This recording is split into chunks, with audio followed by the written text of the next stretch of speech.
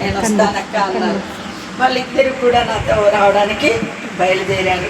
మమ్మల్ని ఆహ్వానించిన మరి గిరిన్నకి అలాగే తేజమ్మ గారికి ప్రత్యేకమైన వందనాలు తెలియజేస్తున్నాను. సంఘానందరికీ కూడా మరి ఒకసారి మా సంఘం తరపున అందరి తరపున వందనాలు తెలియజేస్తున్నాను. హల్లెలూయా. నాతో చెప్పింది ఏంటంటే అక్క వాక్యం మీరే తీసుకోండి అన్నాను.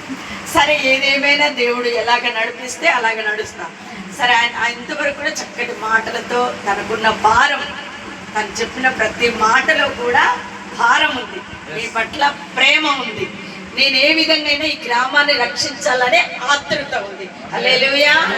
దేవుడికి స్తోత్రం. హల్లెలూయా. గ్రామాన్ని అందరినీ కూడా దేవుడి రాజ్యంలోనికి చేర్చాలని, ఆ సంఘములో చేర్చబడాలని మీ అందరి పట్ల ఉన్న ప్రేమను బట్టే తనంతగా మరి మిమ్మల్ని మాట్లాడటం జరిగింది. మరి చక్కటి అంశాన్ని మీ ముందుంచింది. కొన్నేళ్ళు గారు మరి బాబాయ్ గారు, నాగేష్ బాబాయ్ గారు ఇంట్లో ప్రార్థన, లతమ్మ బాబాయ్ గారు అవుతారని చెప్పారు.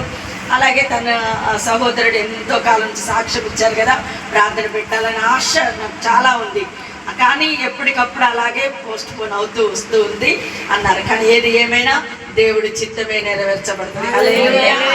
హల్లెలూయా. హల్లెలూయా. తలంపులు కాదు, మన ఉద్దేశములు కాదు, కానీ మనం ఆశించేది చిన్నదే, కానీ ఆయన ఇస్తుంది గొప్పగా ఉంటది. హల్లెలూయా.